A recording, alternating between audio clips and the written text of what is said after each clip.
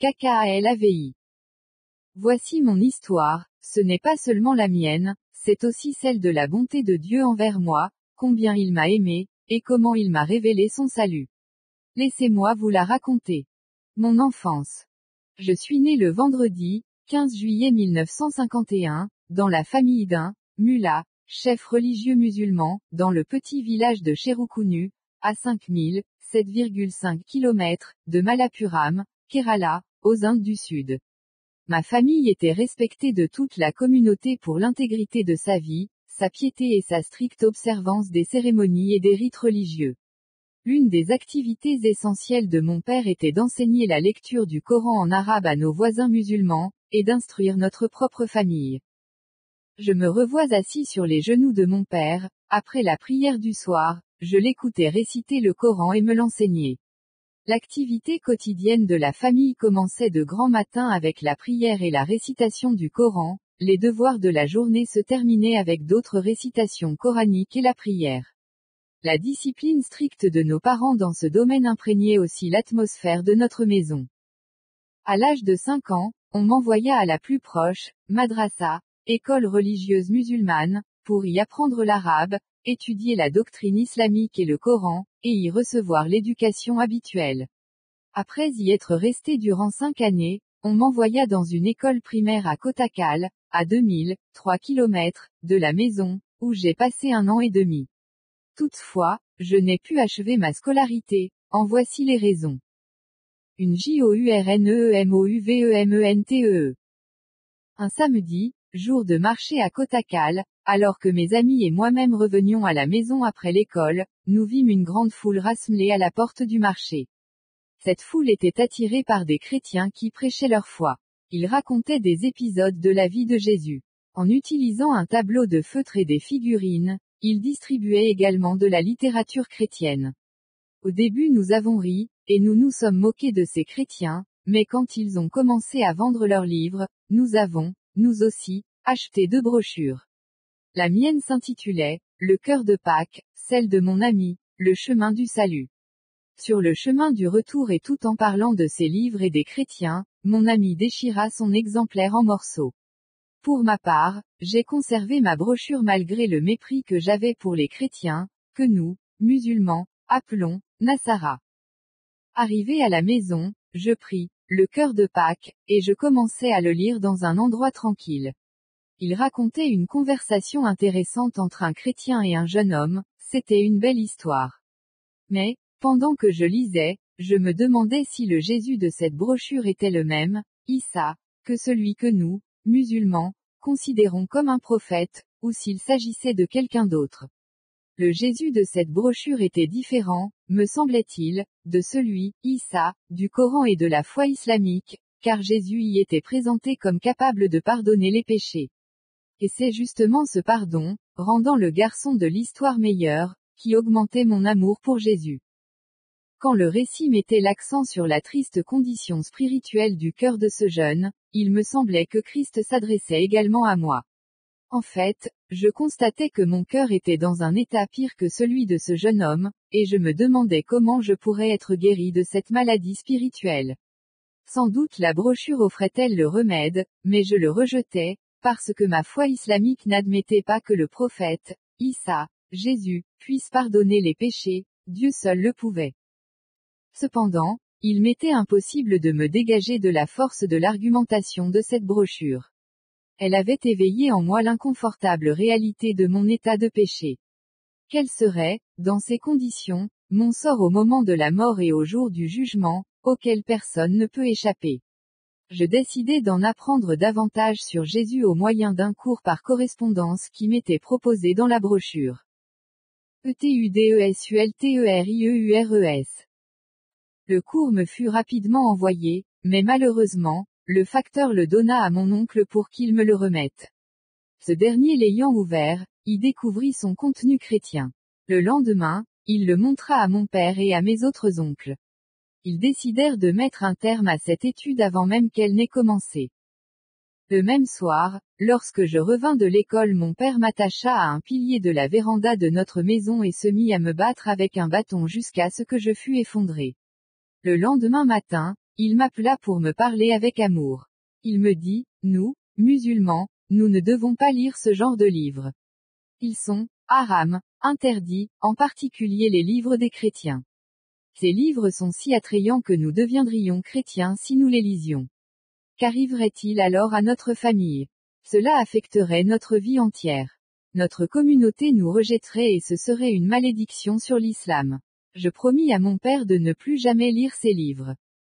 Je déchirai alors la brochure et je la brûlai, me maudissant moi-même de ne pas l'avoir fait plus tôt et de ne pas avoir suivi l'exemple de mon ami. À partir de ce moment-là, je fus très zélé dans l'accomplissement de mes devoirs religieux. Je me souviens encore combien les prières habituelles de chaque jour et même celles qu'on y ajoutait parfois, me réjouissaient.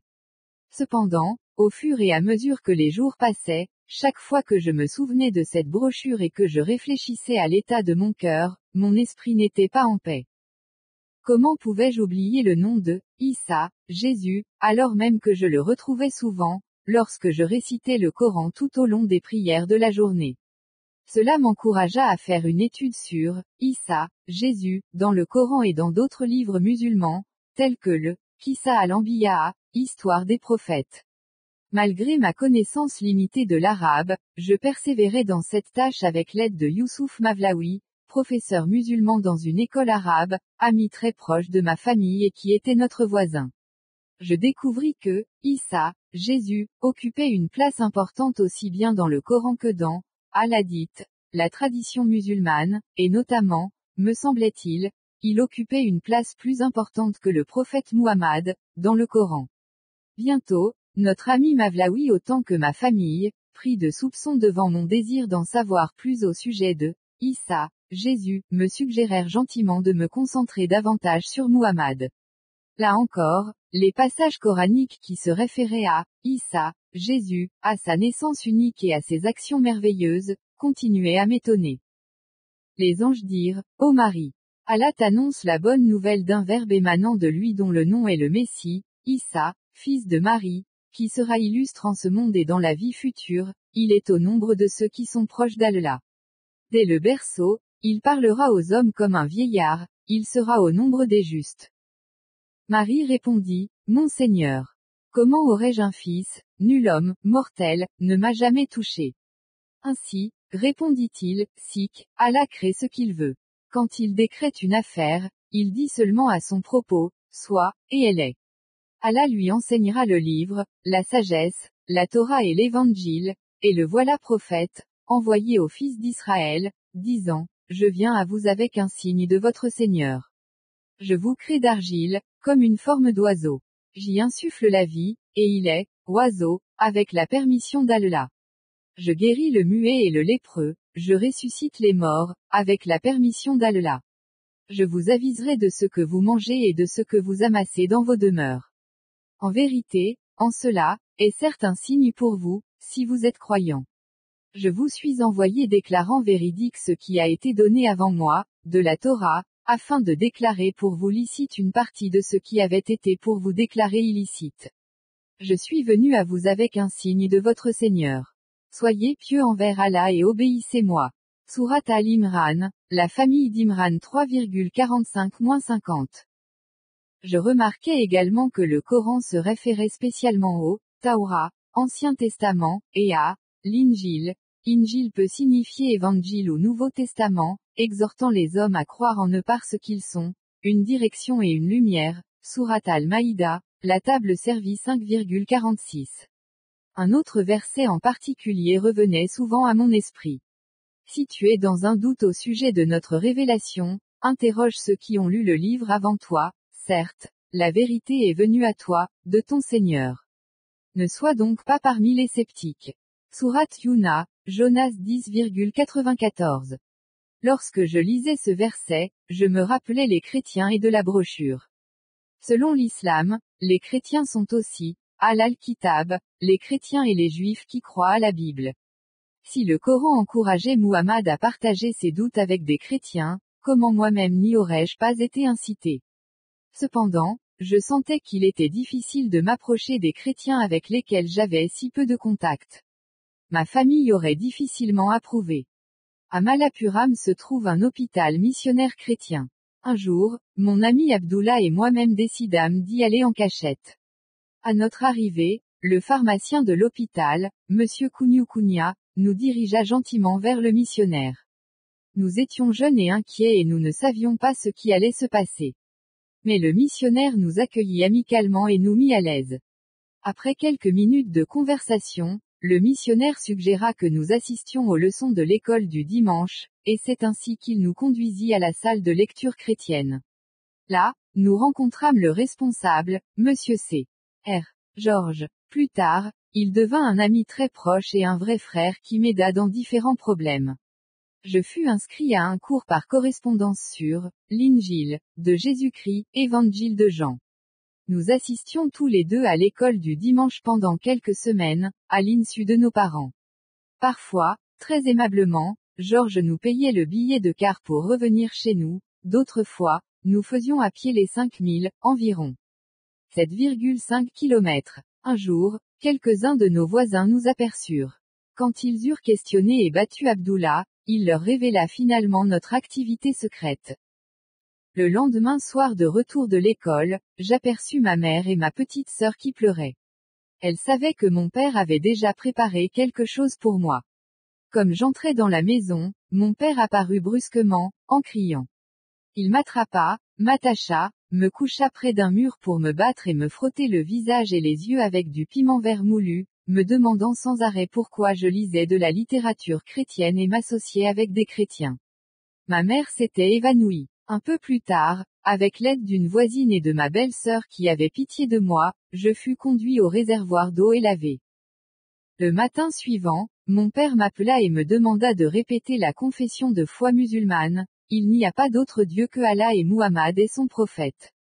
Ensuite, il me mit en garde contre le christianisme, son enseignement faux concernant Jésus-Christ, le saint évangile qui a été altéré, la vie mauvaise des chrétiens. Il demanda à ma belle-sœur de brûler mes livres chrétiens, ce qu'elle fit. Tout ceci m'affecta et je pleurais amèrement. Je n'avais pas la paix de l'esprit car la possibilité d'en apprendre plus sur Jésus, par l'Injil, Évangile, et mes amis chrétiens, m'avait été supprimée.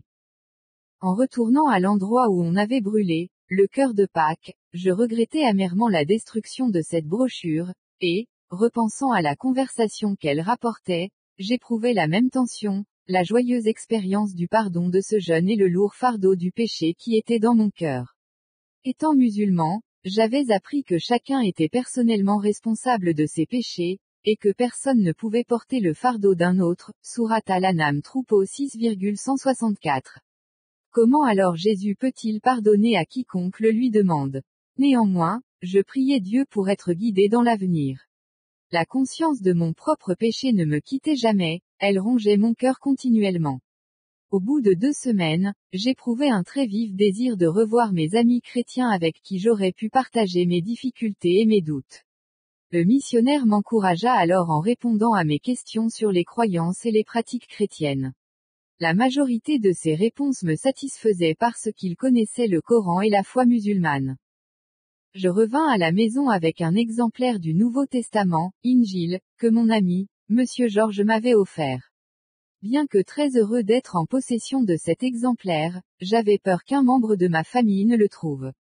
Aussi l'ai-je mis dans un sac en plastique, et caché sous une pierre dans la forêt. J'allais souvent dans cette forêt pour le lire, en particulier, l'Injil, Évangile, de Jésus-Christ selon Jean. Un verset, parole de Jésus, me donnait quelque consolation. Que votre cœur ne se trouble point. Croyez en Dieu, et croyez aussi en moi. Jean 14,1. L'expression, croyez aussi en moi, m'avait impressionné à ce moment-là. Au milieu de mon anxiété, ce verset réconfortait mon cœur troublé.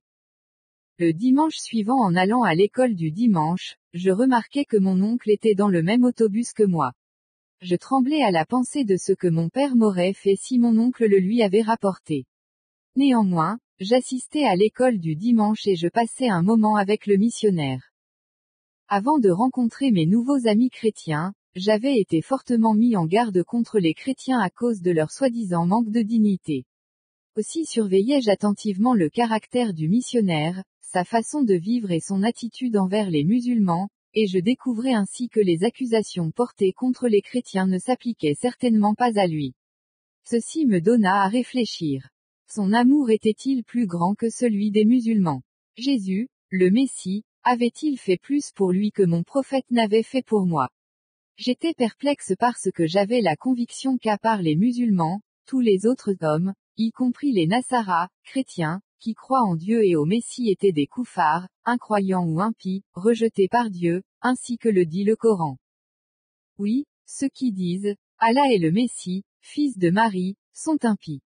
Or le Messie a dit, ô fils d'Israël, adorez Allah, mon Seigneur et votre Seigneur. Allah interdit le paradis à quiconque attribue des associés à Allah. Sa demeure sera le feu. Il n'existe pas de défenseur pour les injustes. Oui, ceux qui disent, Allah est, en vérité, le troisième de trois, sont impies. Il n'y a d'Allah qu'un Allah unique. S'ils ne renoncent pas à ce qu'ils disent, un terrible châtiment atteindra ceux d'entre eux qui sont incrédules. Sourate et Maïda, la table servie 5,7273. Je me souvins également que j'avais pensé qu'en tant que membre de la communauté musulmane et soumis à Dieu, j'étais plus saint que les chrétiens. Mais la conscience de mon propre péché augmentant, je compris que c'était le missionnaire qui était réellement soumis à Dieu, car son caractère en apportait la preuve. Je pouvais dire que son amour venait de Jésus-Christ, exactement comme l'expliquait le cœur de Pâques. Semblable à un aimant, l'amour de Jésus m'attirait. Je pensais, si Jésus était mon maître, de quel amour je l'aimerais. Cependant, lorsque l'idée de devenir chrétien traversait mon esprit, je la rejetais comme une pensée mauvaise inspirée par Satan, parce que j'étais musulman. Je revins de Malapuram très inquiet. J'étais prêt à accepter tout ce que me ferait mon père, mais pendant 2 jours, il ne se passa rien. Le 3e jour, après l'école, mon père me saisit et me jeta dans un buisson, avec un bâton. Il m'administra une sévère correction qui faillit être mortelle, ma mère aussi fut battue lorsqu'elle vint pour me secourir. C'est par la grâce de Dieu seul que j'ai pu récupérer. À nouveau, je confessai la profession de foi musulmane et promis à mon père que je n'aurais plus de contact avec des chrétiens. Avais-je fait cette confession uniquement pour éviter de futurs châtiments? Comme mon ami Abdullah avait raconté tout cela dans tout le voisinage, ma vie fut remplie de tristesse. Les gens se moquaient de moi, m'injuriaient et me lançaient même des pierres. Sur le chemin du retour de l'école, ils disaient, voilà le maudit, et, voici venir Matthieu, le Nazrani, chrétien. Même la parenté, les amis et les professeurs me traitaient avec cruauté, j'étais perplexe et triste, solitaire et troublé. Pendant tout ce temps-là, le Saint Évangile, Injil, était mon fidèle compagnon. J'avais pris l'habitude d'aller en forêt pour le lire et l'étudier chaque fois que je le pouvais. À nouveau, la vieille tension revenait en mon cœur, alors que je lisais l'Évangile, Injil, en secret. Sur certains points essentiels, son contenu différait nettement de mes croyances islamiques. Combien ces paroles de Jésus rendaient perplexe le musulman que j'étais, et combien elles m'interpellaient. Je suis le Tchemin, la vérité et la vie. Nul ne vient au Père que par moi. Jean 14,6. Or la vie éternelle, c'est qu'ils te connaissent toi, seul vrai Dieu, et celui que tu as envoyé, Jésus-Christ. Jean 17,3. Mais à tous ceux qui l'ont reçu, à ceux qui croient en son nom, il a donné le pouvoir de devenir enfants de Dieu. Jean 1,12. Si quelqu'un m'aime, il gardera ma parole, et mon Père l'aimera, nous viendrons à lui et nous ferons notre demeure chez lui. Jean 14,23. Je n'avais personne capable de m'expliquer ces versets, cependant je continuais à demander à Dieu de me guider. PNCHAINE par l'amour. La douleur et les blessures de mon corps étaient guéries, mais les témoignages d'amour des chrétiens et les effets de la brochure demeuraient. Je sentais que quelque chose me contraignait à renouer cette communion et je décidai de rencontrer à nouveau mes amis. Alors que je me mis en route, des parents et des voisins m'aperçurent, et j'en redoutais les conséquences. En fait, j'avais pris la décision de quitter le village. Arrivé chez le missionnaire, je lui fis part de mes problèmes, je montrai les cicatrices de mes blessures et je lui demandai de m'aider à rejoindre, Amisor, ma sœur mariée. Ma sœur m'aimait bien, elle et son mari me recevraient avec bonté. Le missionnaire conseilla cependant de retourner à la maison. Il me dit que lorsque je serai plus âgé, je pourrai partir, mais qu'en attendant, je devais vivre paisiblement à la maison, et que, en grandissant dans la foi et dans l'amour, je pourrais influencer ma famille et mes amis. Il me dit que Dieu serait mon sauveur, mon protecteur et mon ami. Comme il faisait nuit et que j'avais peur, je lui demandai la permission de passer la nuit dans la salle de lecture chrétienne, j'y restai tout le lendemain avec mon ami monsieur Georges. Sachant que j'étais là, quelques personnes de mon village vinrent avec la police pour me chercher. Ils demandèrent à Georges de me rendre et l'accusèrent même de m'avoir enlevé. Il leur répondit, « Ah, la vie est ici de sa propre volonté. Vous pouvez le prendre mais ne le battez plus jamais. » Lorsque quelques musulmans furent arrivés dans la salle de lecture pour aider leurs amis chrétiens, une querelle s'engagea entre musulmans. J'en profitai pour m'enfuir par la porte de derrière, m'engageant dans un champ et sautant dans un canal tout proche, comme si j'allais prendre un bain. Un peu plus tard, quelques musulmans me découvrirent et me conduisirent dans une salle de lecture musulmane appelée Mapiya Nadou, où ils me posèrent beaucoup de questions, en criant contre moi en me traitant avec cruauté. Pendant ce temps, ma mère me cherchait aux différents endroits où nous avions de la famille. C'est ainsi que le frère de mon beau-frère me trouva et me délivra de mes ravisseurs. Dès que nous fûmes rentrés chez nous, mon père envoya ma petite sœur chercher mes oncles, pendant qu'une foule de gens se rassemblait devant la maison. Lorsqu'ils furent tous arrivés, mon père demanda à chacun, « Qu'allons-nous faire d'Alavi ? Nous avons fait de notre mieux pour l'éloigner de l'influence chrétienne. Que pourrions-nous faire d'autre ? » Le premier oncle conseilla à mon père de me tuer en me coupant la gorge, le second proposa la même chose, d'une manière plus catégorique. Le troisième eut une idée différente. Il suggéra de me faire mourir de faim. En me tuant comme les deux premiers l'avaient suggéré, toute la famille irait en prison. Alors ma mère se mit à crier, « Tuez-moi la première et mon fils après », ce qui me fit pleurer à chaudes larmes. Je ne peux exprimer la douleur et la crainte qu'il y avait dans mon cœur pendant que je me demandais ce qu'ils allaient faire de moi. Le groupe suivit le conseil du troisième oncle. Un de mes oncles me battit alors cruellement jusqu'au moment où mon père intervint pour le faire cesser. Mon père m'attacha les mains derrière le dos et je restai ainsi, rejeté, durant 3 semaines. Il ordonna de ne me donner de la nourriture qu'une fois par jour, mais en son absence, ma mère m'en donnait de temps en temps. Un jour, mon père et son jeune frère vinrent me voir, accompagnés d'un forgeron. Mon oncle me demanda à nouveau de confesser le credo musulman devant mon père, mais je ne pus articuler aucune parole. Ma mère, mes sœurs et ceux qui étaient là me crièrent de le réciter, mais j'en étais incapable. Je ne comprenais pas ce qui m'arrivait, il m'était impossible de parler.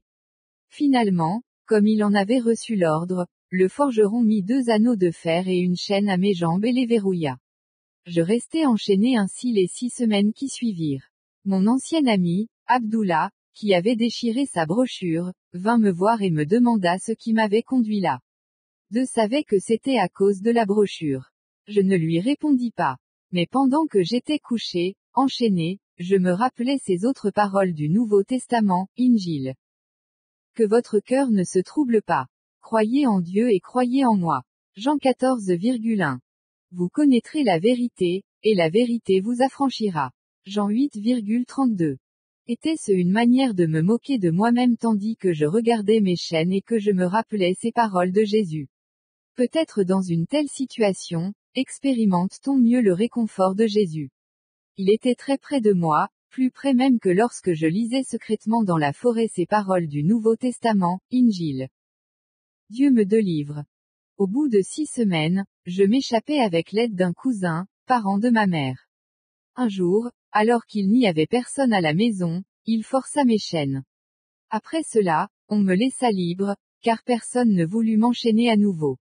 En fait, ma famille et mes proches me traitaient à nouveau avec amabilité. Je restai encore 15 jours à la maison, me demandant, pourquoi devrais-je continuer à vivre dans une maison et une communauté qui éveillait en moi plus de peur qu'elle ne procurait de paix. Aussi ai-je décidé de partir. Un jour, après le repas de midi, en regardant le visage de ma mère mes yeux se remplirent de larmes, car elle ne connaissait pas mon projet. C'était le moment de mon adieu à la maison. Je dis à ma mère que j'allais prendre un bain dans la citerne, c'est ainsi que je quittai la maison. Que Dieu me pardonne ce mensonge et tous les autres que je n'aurais jamais dû dire. Je parcourus près de 10 000, environ 15 kilomètres, à pied jusqu'à une gare où je pris un train pour la ville de Calicut, située à 30 000, environ 45 kilomètres, de là. Je devins un vagabond. Je finis par trouver un travail dans un magasin de thé. Mais ma vie continuait à être très troublée. Plus tard, j'appris que, pendant mon emprisonnement, les chrétiens de Malappuram avaient partagé mes souffrances. Ils avaient prié pour moi, et essayé de trouver le moyen de m'aider, sans pouvoir y parvenir. À cette époque-là, on attaquait mes amis chrétiens en les dénonçant nominativement, par haut-parleur. Les chefs religieux musulmans commandaient au peuple de s'éloigner des bâtiments de la mission chrétienne et de retirer leurs enfants de la garderie. Des gardes étaient placés aux portes de la propriété pour veiller à l'exécution de ces ordres. Les musulmans n'étaient autorisés à entrer dans le dispensaire qu'à seule fin d'obtenir des soins. Cependant la situation redevint bientôt normale. D'autres haut-parleurs proclamaient ceci: cessons de nous préoccuper des chrétiens et portons davantage d'attention aux œuvres d'Allah. Ainsi, après quelques semaines, les difficultés prirent fin. Bien que cela déplut au propriétaire du magasin de thé qui était musulman, je m'inscrivis à un autre cours biblique par correspondance. Je continuai à travailler dans ce magasin durant 5 mois. Ensuite, je quittai Calicut pour me rendre chez ma sœur, à Mysore, d'où je fis parvenir une lettre à Georges qui la partagea à mes autres amis chrétiens.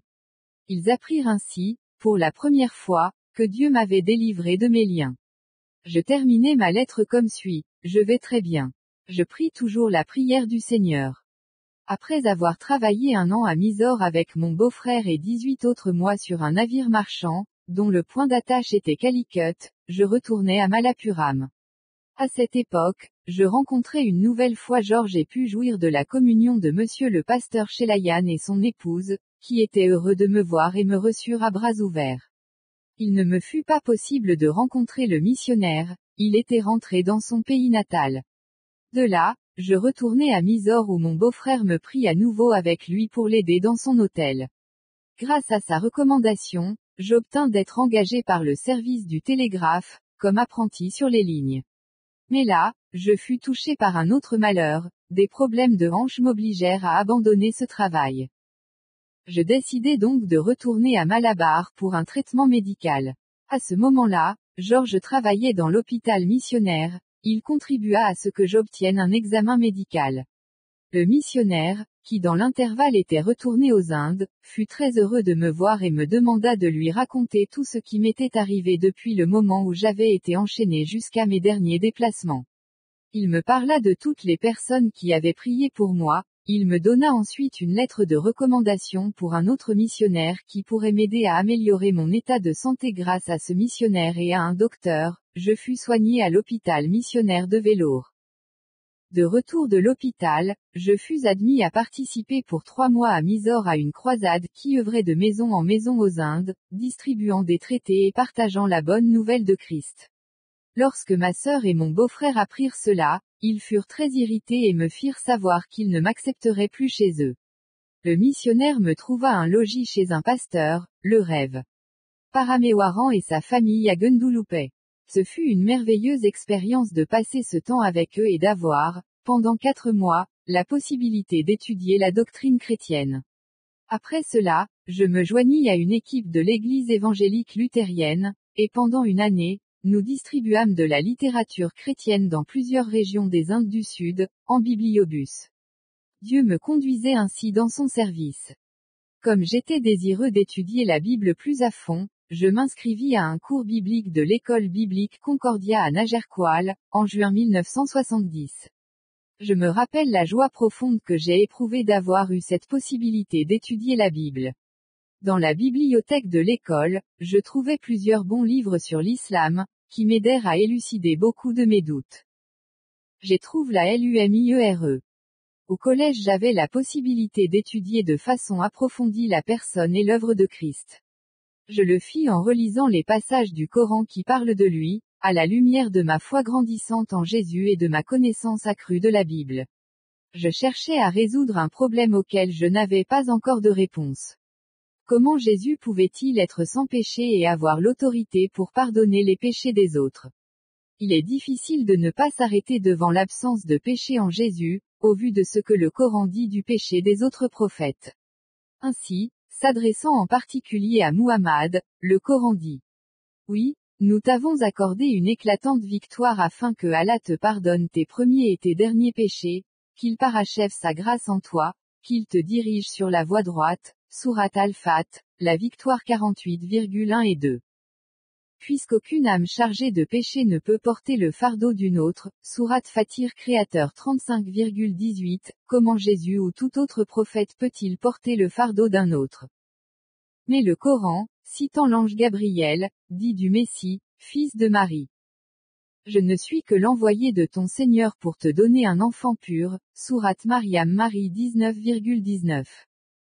C'est ce qu'affirme aussi un hadith, transmis par Al-Bukhari: chaque bébé humain est touché à la naissance par le doigt de Satan, sauf Marie et son fils, Mishkat Masabi.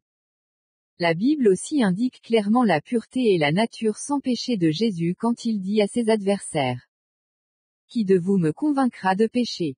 Confère. Jean 8,46a. Plus loin, la Bible, affirme qu'il, Jésus, ôte nos péchés. Quiconque pêche transgresse la loi, et le péché est la transgression de la loi. Or, vous le savez, Jésus apparut pour ôter les péchés, et il n'y a point en lui de péché. 1 Jean 3,4-5. Était-ce pour porter les fardeaux des autres que Jésus était lui-même un être sans péché? Le Coran déclare bien que Jésus était pur, mais il n'explique pas pourquoi Dieu a accordé un enfant pur à Marie. Plus loin, le Coran attribue à Jésus des qualités qu'il n'accorde à aucun autre prophète ou apôtre. 2 est appelé parole de Dieu et esprit qui vient de Dieu. Ô détenteurs du livre, ne dépassez pas la mesure dans votre religion, ne dites, sur Allah, que la vérité. Oui, le Messie, Issa, fils de Marie, est le prophète de Dieu, son verbe qu'il a placé en Marie, un esprit émanant de lui. Croyez donc en Allah et en ses prophètes. Ne dites pas, 3, cessez de le faire, ce sera mieux pour vous. Allah est unique. Gloire à lui. Comment aurait-il un fils? Ce qui est dans les cieux et sur la terre lui appartient. Allah suffit comme protecteur. Sourate Al-Nisa, les femmes 4,171. L'ange Gabriel adresse de même à Marie les paroles suivantes. Il dit: C'est ainsi, ton Seigneur a dit, cela est facile pour moi. Nous ferons de lui un signe pour les hommes, une miséricorde venue de nous. Le décret est irrévocable, Sourate Maryam, Marie 19,21, confère. Sourate 21,91. Quoi qu'il ait affirmé d'autre à propos de Jésus, le Coran le présente d'une manière certaine comme un personnage unique.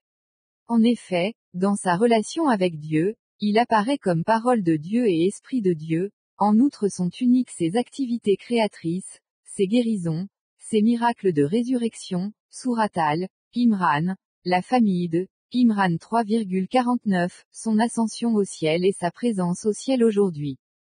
Au travers des études ultérieures, je commençais aussi à comprendre en quoi la signification biblique de l'expression « Fils de Dieu » diffère de la compréhension coranique.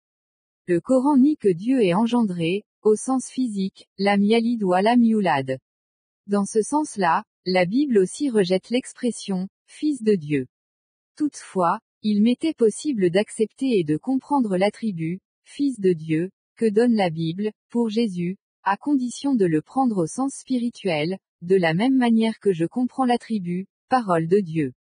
Là encore, j'étais reconnaissant au Coran de servir de pont pour une compréhension plus complète de la signification biblique de l'expression « Fils de Dieu » lorsqu'elle désigne Jésus. C'est sans nul doute sur la base de la sourate Al-Nisa que les musulmans ont rejeté le récit biblique de la mort, de la résurrection et de l'ascension de Jésus. Et parce qu'ils ont dit, oui, nous avons tué le Messie, Issa, fils de Marie, le prophète d'Allah. Alors qu'ils ne l'ont pas tué ni crucifié, mais que son sosie a été substitué à leurs yeux.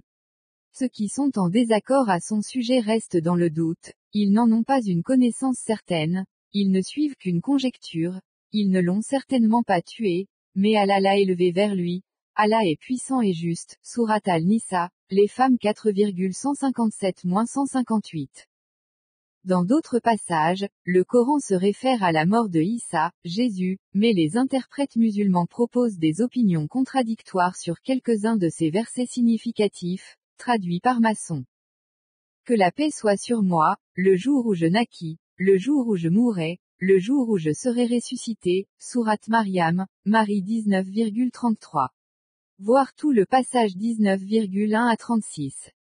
Allah dit, ô Isa, je vais, en vérité, te rappeler à moi, t'élever vers moi, te délivrer des incrédules. Je vais placer ceux qui t'ont suivi au-dessus des incrédules, jusqu'au jour de la résurrection, votre retour se fera alors vers moi, je jugerai entre vous et trancherai vos différends, Sourate Al-Imran, la famille d'Imran 3,55. Je ne leur ai dit que ce que tu m'as ordonné à savoir, adorer Allah, mon Seigneur et votre Seigneur. J'ai été contre eux un témoin, aussi longtemps que je suis demeuré parmi eux, et quand tu m'as eu rappelé à toi, c'est toi qui les observais, car tu es témoin de toutes choses, Sourate Al-Maïda, la table servie 5,117. Quand Masson est traduit, Mutawafika, par, je vais te rappeler à moi, Sourate A1, Imran la famille d'Imran 3,55, et, Tawafetani, par, tu m'as rappelé auprès de toi, Sourate Al-Maïda, la table servie 5,117, le traducteur est-il resté fidèle à la révélation de Muhammad? Quelques commentateurs musulmans dignes de respect traduisent ce verbe par, faire mourir, précisant que la mort de Jésus, Isa, précédait son ascension.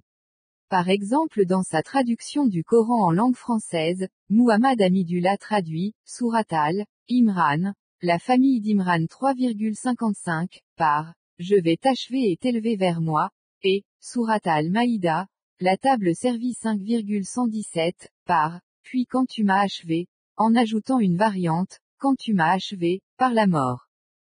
Les comptes rendus bibliques ne laissent en aucune manière la possibilité d'interpréter de différentes façons tout ce qui concerne le moment, l'endroit et les circonstances de la mort de Jésus. Il fut crucifié, mourut et fut enseveli.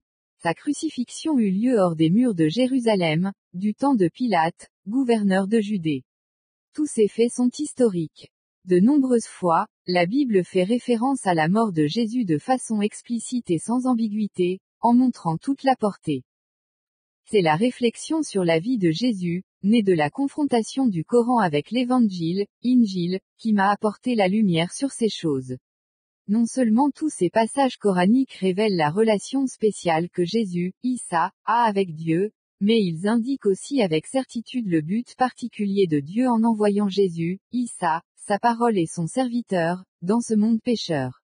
Une fois de plus, je me souvins de ma brochure, Le cœur de Pâques.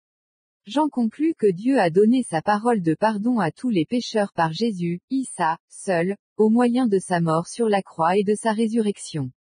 Plus je lisais la Bible, Torah, Zabour, Injil, plus elle me parlait et dissipait mes doutes les uns après les autres.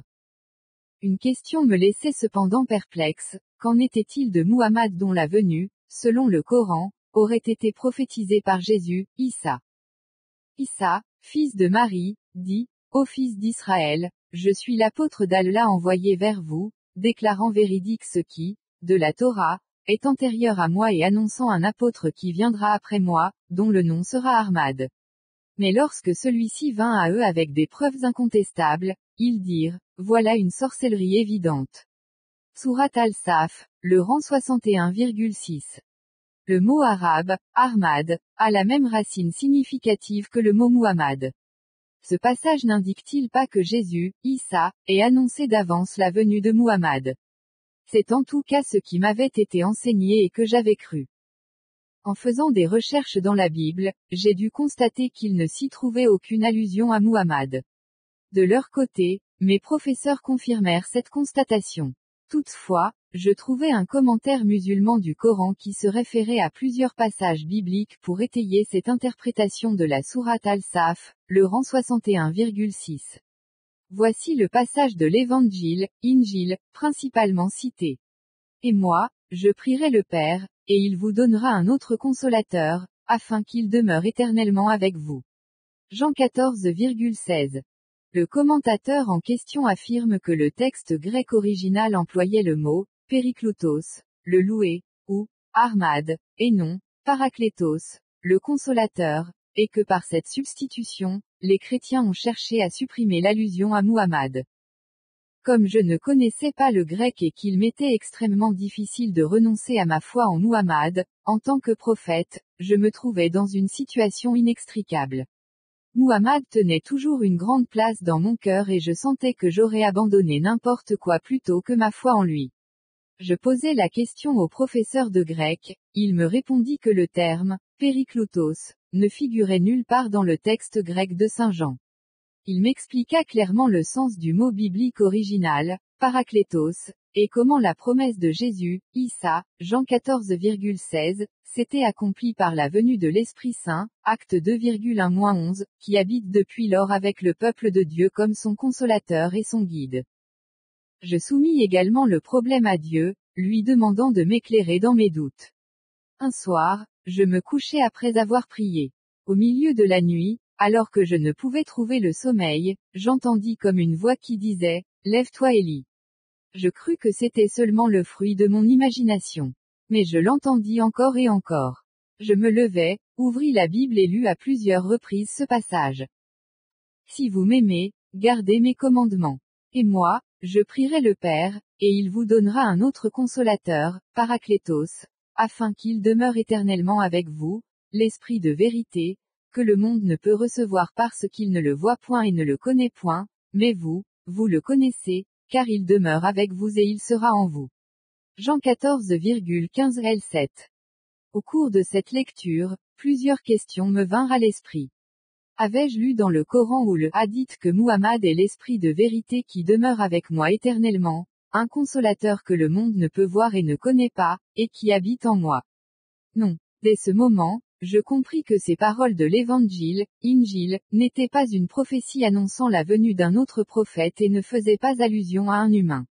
C'est alors que, considérant ce qui était arrivé aux premiers chrétiens, acte 2,1-11, mon esprit fut comme submergé par cette grande vérité, le consolateur que Jésus avait promis est l'Esprit Saint, l'Esprit éternel du Dieu vivant et non l'ange Gabriel. Plus tard, j'ai moi-même pu expérimenter la puissance de l'Esprit Saint dans ma propre vie. C'est par lui que je suis venu à Christ. Gloire soit à Dieu. Amen. Je continuai à lire la Sainte Bible, Torah, Zabour, Injil, avec application. J'y trouvais des bénédictions en abondance comme jamais je n'en avais rêvé. Elle a le pouvoir de parler à ceux qui aspirent vraiment à ce que Dieu se révèle à eux et les dirige. Elle me montra qui j'étais réellement, mon cœur entaché de culpabilité et mon aveuglement spirituel. Je compris qu'il me fallait apporter tous mes péchés et tous mes fardeaux à Dieu, au nom de Jésus, le Messie. Il est celui qui est ressuscité, monté au ciel d'où il reviendra. Je fus convaincu que la Bible, Torah, Zabour Injil, est véritablement la parole de Dieu, de plus elle apportait des solutions aux problèmes qui embarrassaient mon cœur. Son eau vivante commençait à désaltérer mon âme assoiffée.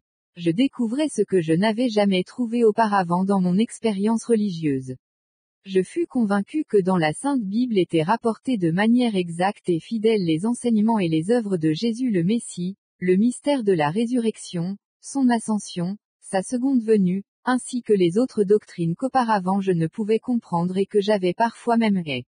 Elle contient le message de la puissance et de l'amour sauveur de Dieu pour moi et pour tous les hommes, et nous apporte la paix. Cet amour de Dieu se manifeste en la personne de Jésus, en sa mort et en sa résurrection pour les pécheurs, ainsi que le proclame Paul dans le Nouveau Testament, Injil, se faisant l'écho des autres apôtres. Je vous ai enseigné avant tout, comme je l'avais aussi reçu, que Christ est mort pour nos péchés, selon les Écritures, qu'il a été enseveli et qu'il est ressuscité le troisième jour, selon les Écritures. 1 Corinthiens 15,3-4. Certes, beaucoup d'amis musulmans continueront de penser que la Bible a été falsifiée et abrogée.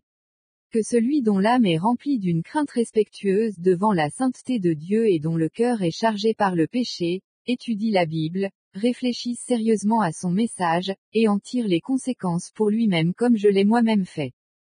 Une grande DECISION. Le 19 juillet 1970, je me donnais à Jésus le Messie. Je confessais tous mes péchés et tous mes doutes et, par le baptême, je fus uni à lui et à son amour miséricordieux. Tout mon corps tremblait. Je ressentis comme une force de Dieu qui me pénétrait. Je me relevais, j'étais un homme changé, avec la paix dans l'âme, la joie dans le cœur et l'esprit rempli de certitude. Aujourd'hui encore, je puis rendre témoignage de ces mêmes réalités, paix, joie, espérance et certitude. Bien qu'il me soit difficile de l'expliquer, j'ai dès ce moment cru dans mon cœur que tous mes péchés ont été lavés par le sang précieux de Jésus-Christ, que j'ai reçu une puissance pour une vie nouvelle d'amour, et que désormais le Seigneur Jésus lui-même règne dans mon cœur. À son service. Peu après, j'eus la possibilité de me joindre à un groupe appelé Opération Mobilisation, ce qui me permit de proclamer la bonne nouvelle dans différentes parties de l'Inde. Je poursuivis ce travail durant 2 années. Dans mon engagement, j'expérimentais ce que signifiait être un disciple de Jésus. Je suis très reconnaissant envers le Seigneur et les membres d'Opération Mobilisation de m'avoir donné l'occasion de travailler avec eux et d'avoir bénéficié de leur aide dans cette période d'épreuve. Plus tard, je retournai à l'école biblique Concordia où je terminai en 1975 mes études de théologie.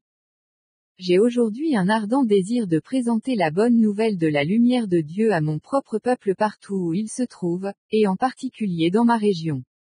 Puisse-t-il écouter cette invitation de Jésus-Christ à connaître le grand salut de Dieu, s'adressant à tous. Je suis le chemin, la vérité et la vie, nul ne vient au Père que par moi. Jean 14,6. Or, la vie éternelle, c'est qu'ils te connaissent, toi, le seul vrai Dieu, et celui que tu as envoyé, Jésus-Christ. Jean 17,3. Je suis la lumière du monde, celui qui me suit ne marchera pas dans les ténèbres, mais il aura la lumière de la vie. Jean 8,12. Conclusion. J'ai accepté Jésus-Christ comme mon sauveur personnel, parce qu'il a été capable de transformer ma vie en une vraie vie de bonheur, de paix et d'espérance. Il a été capable de me rendre fort au sein de ma faiblesse. Parce qu'il est le Dieu vivant, il nous donne la grâce de vivre dans ce monde une vie victorieuse et nous assure une citoyenneté éternelle au paradis. Bien qu'ayant perdu ma famille et mes possessions sur la terre, j'ai la certitude d'être membre de la famille céleste de Dieu. Je crois à ce que David, le grand roi prophète, a dit. Mon père et ma mère m'abandonnent, mais l'Éternel me recueillera. Psaume, Zabour 27,10. Dans tous mes problèmes, mes interrogations et mes tentations, il me suffit de regarder à lui, et aux heures de solitude, de fatigue et de désappointement, je le loue pour sa grâce. Jésus dit. Ce n'est pas vous qui m'avez choisi, mais moi, je vous ai choisi, et je vous ai établi, afin que vous alliez, et que vous portiez du fruit et que votre fruit demeure. Jean 15,16a. Je ne l'ai pas choisi, mais il m'a choisi. Par lui, l'histoire de Pâques, est devenue l'histoire de K. À la vie. À Dieu soit la gloire au siècle des siècles. Amen. Si je puis vous être utile, ayez l'amabilité de m'écrire en arabe, en anglais ou en français, à l'adresse suivante, info@the-good-way.com. La traduction du Coran par D. Masson, 1967, Edition Gallimard, et la traduction du Coran par Régis Blacher, 1980, Maisonneuve et elle, ont été utilisées pour toutes les citations. Fais un don à la chaîne YouTube par Western Union, MoneyGram, Orange Money, MTN Money. Fais un don à la chaîne YouTube par Western Union, MoneyGram, Orange Money, MTN Money. Fais un don à la chaîne YouTube par Western Union, MoneyGram, Orange Money, MTN Money. Fais un don à la chaîne YouTube par Western Union, MoneyGram, Orange Money, MTN Money. MoneyGram, Orange Money, MTN Money.